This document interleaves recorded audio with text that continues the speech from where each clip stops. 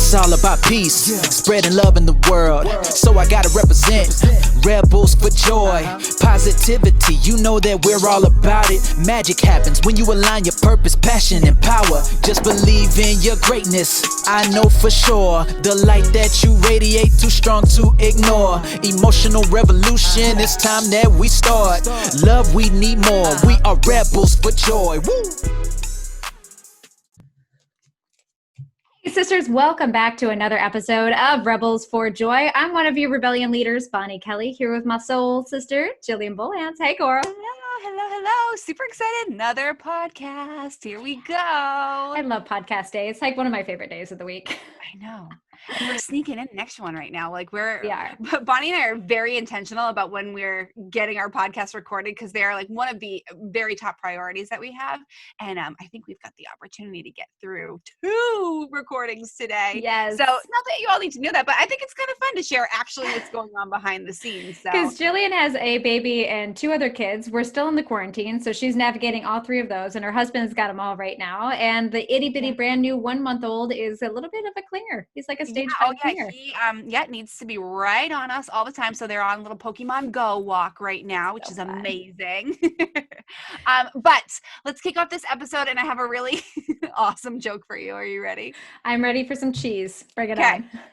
2 pickles fell out of a jar onto the floor. What did one say to the other? I'm thinking dill something, but no. You're right. Really? Deal with it. I love a good pun. I wouldn't come up with that. I wouldn't have either. Well, I just had it like pickles and dill, but I would, deal with it. Yes, that's awesome. I may or may not use that later. I think you should. I think it's very Bonnerific, if you will. I'm corny with puns, guys. Like I'm just that person. So today is a fun episode. I'm really excited because many of you have heard this. If you're in the personal development world, you've heard this saying before, but the interpretation we're going to bring you is so valuable. Yeah.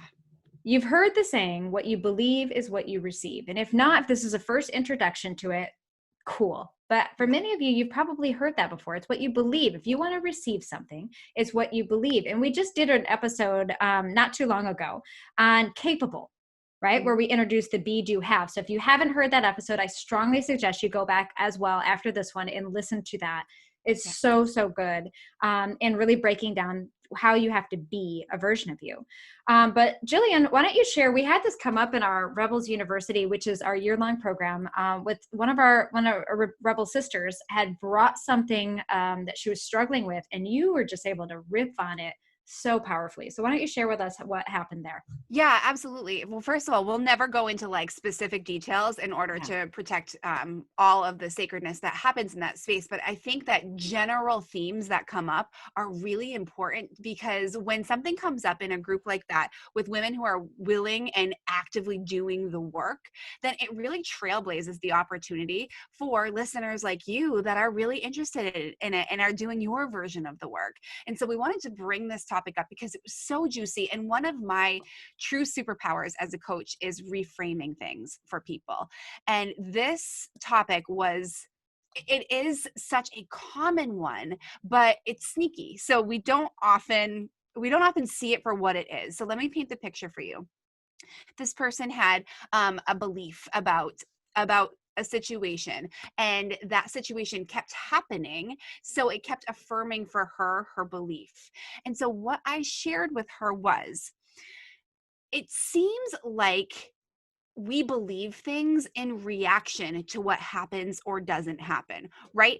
Thing happens, so it impacts our belief or it causes that belief. That's what our brain wants us to think. But the truth is, energetically speaking, it's the opposite. What happens or doesn't happen is actually because of what we believe, right? So I'm gonna say that again. We think that our belief comes in reaction to what happens or doesn't happen, but the reality is, what happens or doesn't happen in our lives is because we have a belief that is entrenched so deeply in us, it attracts in any and everything to make that belief right. Yes. Even if that belief is at the detriment of you and you don't want to be right about it. If you believe, so if I'm standing here and I believe I am stupid and I'm affirming that for myself, I'm affirming that for myself, I'm affirming that for myself, that is my true core belief, then what that's going to do is attract in people that make me feel stupid, attract in situations where I look stupid. It's not me believing I'm stupid in reaction to those things. I'm actually attracting those in because on a subconscious level, I want to be right.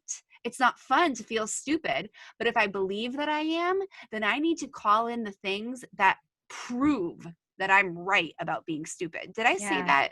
Oh, Clearly enough? awesome. I love it. I love it. Good. Well, I mean, you and I speak the same language, so hopefully everybody else understands it as much as we do. But this is so relevant because again, a lot of times we get stuck in the blaming of the outside thing. We're in that reaction too. It's like, well, they're causing me to feel that I'm not enough. They're causing me to feel that I'm not worthy. Their actions and behaviors are a direct result of me not being loved, me not being worthy, me not being capable, right? So, but instead, it's like flipping the script and begin to look within ourselves and say, okay, wait a minute. What do I believe about myself that is attracting these things to me, Right. to validate them through me? Yes. Yes. Okay. So what do I believe about me that is attracting these things to me and validating them through me? Mm-hmm. Not the outside, not the other way. So this is really that believe is what you receive. If you believe you're not enough, you believe you're not worthy, then you will attract situations and circumstances that will validate for you. But here's the other part of it too, that I'm going to get some brain nerdery on you, if that's okay. Yeah, good. Bring it.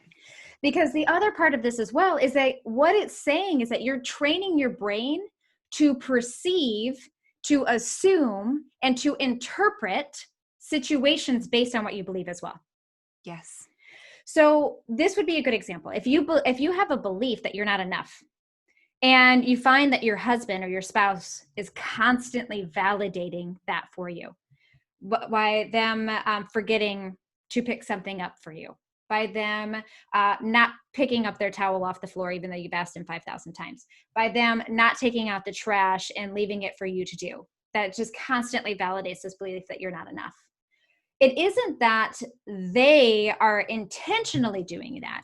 It's just that their behaviors, their neglectful behaviors, are being perceived and interpreted for you that you are not enough. You're looking through the lens Yes. of not being enough toward everything that they're doing. Yes. And then when we level up even further, this is where Jillian's at, right? So that's the brain level. And then we level up to the spiritual level, is where Jillian's holding space right now, right? Yep. Is that you begin to start asking yourself, like, okay, what do I believe about myself that has attracted a partner who is maybe emotionally unavailable, or that is constantly neglectful, or is selfish or narcissistic, or whatever the reason, right? So there's so many dimensions to this that when we really begin to kind of open the Pandora's box and begin to do the deep dive within ourselves to say, okay, wait a minute, instead of him being a jerkosaurus, total made up word, I don't know if you've heard that.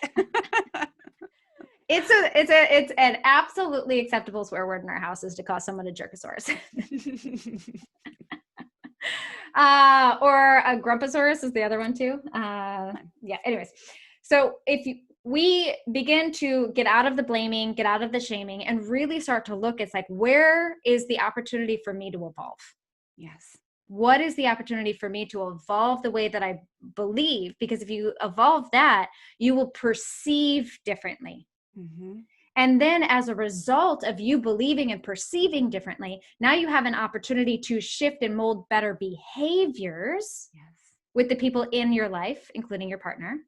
And then you have the opportunity to evolve your relationship into a higher vibrational state that now matches the new version of you. Yeah. You walked through that beautifully. And here's the thing. It's a tricky, slippery slope, because if we are going to believe that we create our own reality, which energetically speaking, law of attraction, it is what it is. It's my belief. We want to believe that when times are really great, when things are going well, when it's rainbows and butterflies, but we don't want to admit that we're actually bringing on the painful stuff and the yucky stuff. And so when we say, okay, I'm creating my own reality based on what I believe, and that includes the stuff that's not working out really well for me, it's a really great opportunity to do a gut check and ask yourself, okay, am I willing to finally release this? Am I willing to finally do the work to shift my belief? Because if what I truly believe is what's attracting in all that's going on, the good and the not so good, then I need to actually I need to needle into the beliefs. I need to get right into the core of those and either really start to learn how to believe different things or continue down the path where I'm just going to call in the situations and the people that are going to reiterate that original belief. Yeah. It's not easy work, but when you get down into it, this is the work that's going to help you really release what is no longer meant to be yours and to bog you down in this life and to help you live the life that you want to live. During our call, in Rebels U, I actually presented A Course in Miracles. There's a line, would you rather be right or would you rather be happy? Yeah. And I think that's so powerful because if our beliefs are leading the way, then we're going to attract in any situation to us that is going to make that belief right. The universe only knows what is. So if we are constantly affirming, I am stupid, I am not enough, I am poor, I am not a good friend, I don't have good people in my life. If we believe that, then the universe is like, oh, okay, that's truth then? Okay, here's more of that. And that's going to make you right. It's going to affirm all those things for you. All those people, all those situations are going to underline the belief. So do you want to be right, or are you willing to surrender the belief and do the work to tweak and change it so that you can be happy? Yes. Because if you're right, yay, congratulations, you're right. But if it's making you feel horrible, wouldn't you rather be wrong and be happy? Yeah. Wouldn't you rather your belief system actually be proven to be out of whack so that you can change it in order to bring in what you want and in order to bring in that happiness? Yeah. And this is a lot of what we teach in Rebels U, actually, on a lot of different levels: the logical, the emotional, the spiritual, the physical, every single level. Bonnie, what do you have to interject into there? Because there's so much brain nerdery that goes in, and that's what works with. That's why the energetic and the logical get to work hand in hand. We are actually never saying that they are separate. It's just two different ways of speaking into it and feeling into it. Yeah. So what do you have to add to that from your beautiful, nerdy, brainy position? And I'm even wearing my nerd specs I today. know, you're So I've got wearing my your nerd straight glasses nerd today. on today. So this is what it reminds me a lot of, even just Henry Ford saying, whether you think you can or you can't, either way, you're right. Yes. And when we talk about how your brain is interpreting information, how you are perceiving situations, is that every second, now I want you to think about this, right? You can even put your finger up and you just start to count the seconds in my conversation. Every second, your brain is getting bombarded with about 400 billion bits of information per second. However, that's a lot of info. However, your brain is only capable of processing 2,000 of that 400 billion per second. Okay, so here's the crazy part. Now that alone is like, wow, that's a lot of information and the brain can only process a little bit. So what's getting left out is the question. But here's the tricky part. Your brain filters through all 400 billion bits and quickly assesses anything that it sees as familiar and as something that it understands, and gathers 2,000 bits of what it knows and processes only that. So it's processing information that is easiest to understand because it's the most familiar. So it's likely processing the information that's going to affirm the belief that you're not good enough, you're not wealthy enough, you don't have good friends, whatever. Yes, right? So this is like the easiest way to think about this is have you've ever bought a new car? Okay, so I'm going to use my example when I decided to go Prius. When I bought my first Prius, at the time, I never noticed another Prius before. I never even knew that I was going to buy one that day, right? I didn't really ever dream of becoming a Prius owner. I didn't ever really think about it. It was just like when I went there, we were exploring all the options, and it was the most logical. It was the best bang for your bucks, especially for reliability and what I needed at the time for as much as I was driving. And so I never noticed, but the day I walked off that lot with that car, it was all of a sudden like overnight, every single person had bought a Prius. I was parking next to them. I was driving next to them. There would be like 6 in a row in the parking lot at the store. And I'm just like, did everybody go out and buy a Prius today? No. It's just that my brain, through filtering through the information, never thought to register how many Priuses were on the road because it considered it to be useless information until a Prius became familiar to me. Once it became familiar, that's all I noticed. You know what I didn't notice? How many Ford Mustangs were on the road? Do you know what I didn't notice? How many Dodge Rams were on the road? Do you know what I didn't notice? How many Camaros were out there? Why? Because my brain perceives that as useless information. Now I'm using a car as a reference for you to really grasp about how much what you believe is what you receive of an understanding of this. I really wanted to wrap your mind around this, because when you believe that you're not enough, that you're not capable, that you're stupid, that you're ugly, that you're dumb, that you're not lovable, whatever it is that you believe, that belief is every new situation, because the brain knows that as familiar. It's like a warm, snuggly blanket it likes to cuddle with. Is that because the brain knows this? Is that as you're experiencing new thing, it's filtering out all the evidence to the contrary. It's filtering out all of the opportunity for you to be perceived as something other than that. And it's just hand selecting the 2,000 bits of information that says, see, he doesn't love you. See, they don't like you. See, you're not capable. See, you didn't get that job because that you're not smart enough. And that's the only thing it registers, and it moves on. Yeah. Isn't that, I know, it's like, oh, like, isn't that amazing? Holy guacamole. So what do we do to fix this? Right? Well, simple answer here, we change our beliefs. We change our beliefs through thinking new thoughts that lead to new feelings, because those things are going to actually lead us to taking different action within our lives and bringing about in a new energetic state that is going to allow for the situations to come in that affirm what we want as opposed to what we used to believe. So you start to actually believe the opposite of what you believe now, essentially. And that takes a lot of work. It takes affirming. It takes really allowing your body to feel new feelings. And I just want to say this, like, how do we start harnessing this belief, right? So it's easy to say, like, okay, just change your thoughts, change your feelings, just change your beliefs. How do we start harnessing them? We give ourselves what we actually want the very most. Instead of waiting for the external world to come back in and validate, oh no, actually you are smart. Oh no, actually you do have money. Oh, actually, nope, you have the most supportive partner ever. Instead of waiting for the external world to validate that for us, we start mothering ourselves the way we wish we were mothered. We start friending ourselves the way we wish we were friended. We start loving and nurturing ourselves the way we wish our spouse would do so.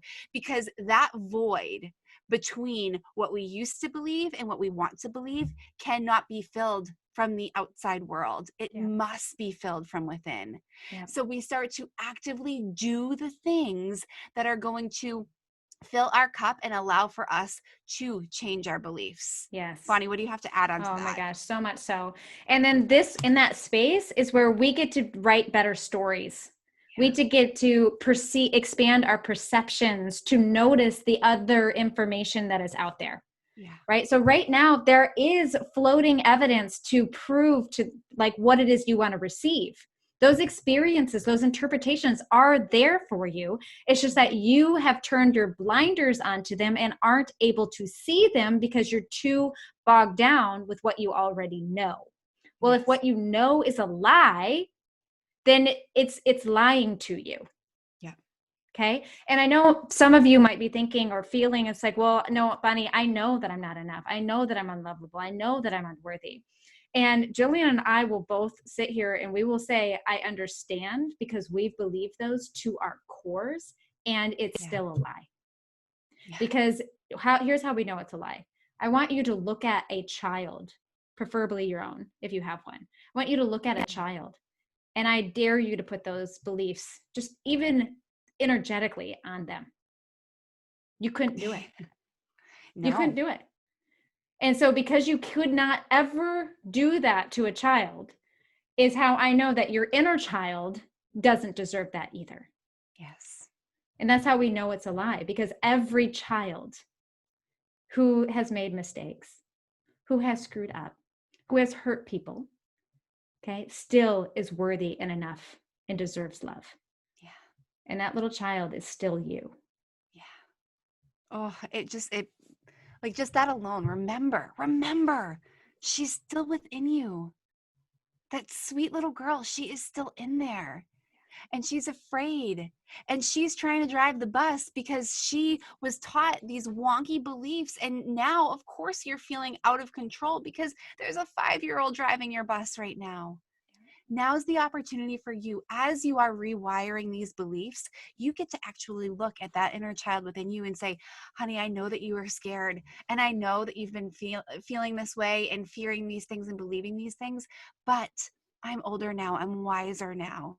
Yeah. I want to drive now. Will you let me drive? Yeah. And that inner child within you is going to be so grateful because she doesn't want to drive anymore. Yeah. That's too much pressure. That's too much responsibility. Well, and let me just add this last note really quick, because I think it's so important here for you guys to just hear this. It's like this journey to shift these beliefs is going to take a lot of work. Yeah. All right. It does, because there's so many dimensions when we start to pack down, because it's not only just changing the conscious beliefs and the conscious, understanding, is that we have to deep dive into the subconscious mind to rewire so that these new beliefs, what you want to receive, which is a belief of feeling worthy, feeling enough, feeling that you're capable, we have to integrate that into the belief system, the neurological belief system, in a way where it will take hold, it'll create a stakehold in the mind and becomes the default belief system. Whereas now, when that's the default, when you drive that new belief off the lot, that's all you notice. Yeah. That's the only type of vehicle that you notice, is like, look at how abundant I am. Look at how worthy I am. Look at how loved I am. And it's like validated. You drive to the store and you park next to 7 other reasons why you're worthy. Right? It's like, this is the process, and it is possible. Jillian and I have done this work. And so, sister, if you're hearing this and you're like, I absolutely know, like I know that this is for me. This is my next step. This is where I'm ready to go. Then we encourage you to go on over to rebelsforjoy.com and take a look at Rebels University. It is our year-long program that we will not only teach you and mold you and guide you, we will hold your hand through this process. You will be there with your other sisters and up-leveling and changing and evolving to being that version of you. And the work works. You can watch video testimonies, just hear it from our students. The work works. We're here. Yeah. We'd be happy to walk you through that process. Yeah, because it's such a sacred place where not only are we teaching this and helping you to learn and study and be a part of this, but we are coaching you through the process too. We're coaching you through what comes up. We're having these really deep, intimate conversations with you. So again, head on over to rebelsforjoy.com and sign on up, girl. Like, check out the beautiful page, join the sisterhood. This is where we can make massive changes. And it's the time to do it. If you're feeling the call, we encourage you to take this step, because we're here for you. This is what we do.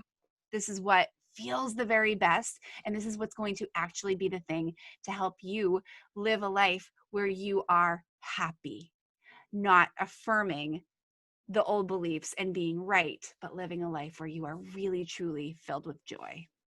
Yeah, perfectly said. Thank you, sister, for joining us. We can't wait to see you on the next episode. If there's anything we could do for you from now until then, do not hesitate to reach out. We're here for you every step of the way. Until then. Bye, friends.